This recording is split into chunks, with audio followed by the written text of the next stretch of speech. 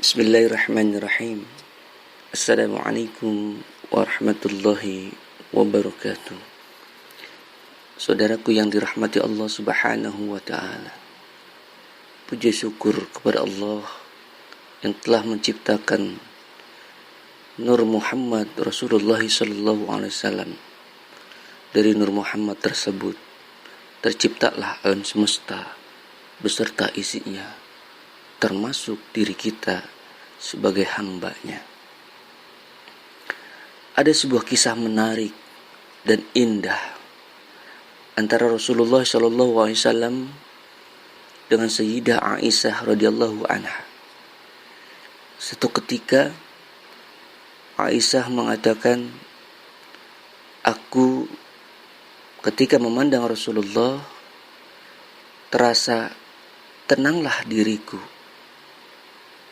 Lalu tiba-tiba Aisyah meminta kepada Rasulullah, ya Rasul, berdoalah kepada Allah untukku, doa yang terindah dan terbaik darimu.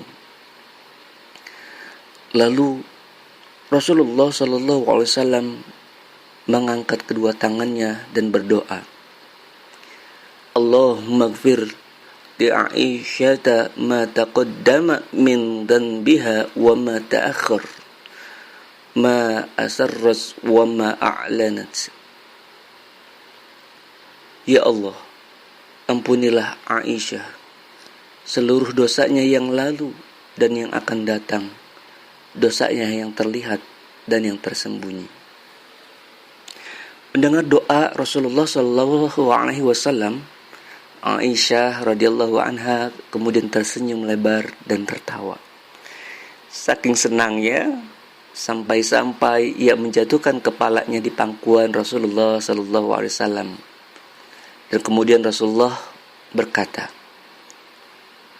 wahai Aisyah, senangkah engkau dengan doaku tadi? Lalu Aisyah menjawab, bagaimana mungkin aku tidak gembira akan doamu ya Rasulullah?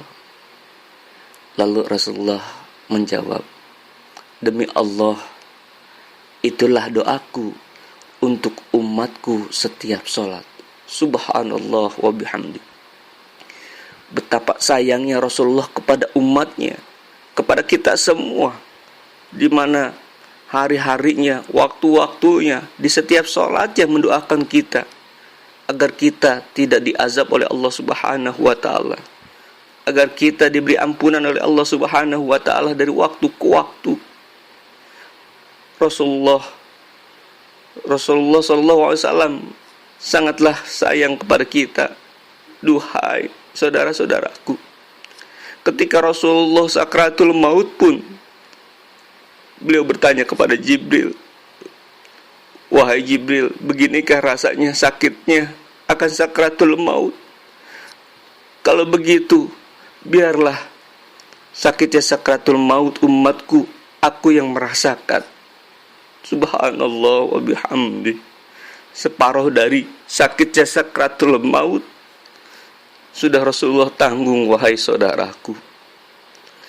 Ketika padang mahsyar, ketika di neraka, hanya satu orang yang begitu sibuknya memikirkan umatnya,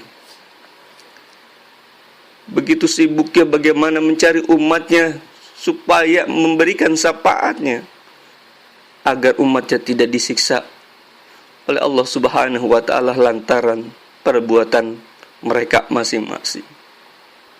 Satu ketika Rasulullah SAW berdoa di dalam surat Al-Maidah ayat 118,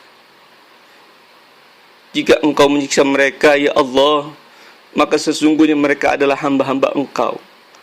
Dan jika engkau mengampuni mereka, maka sesungguhnya engkaulah yang maha perkasa lagi maha bijaksana. Begitulah Rasulullah SAW berdoa untuk umatnya, agar umatnya tidak disiksa, agar umatnya tidak diberikan azab.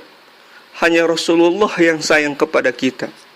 Sayangnya seorang kekasih, seorang suami, seorang istri, bahkan sayangnya orang tua kita sekalipun masih kalah dengan sayangnya Rasulullah SAW kepada umatnya. Karena beliau adalah rahmatan lil alamin.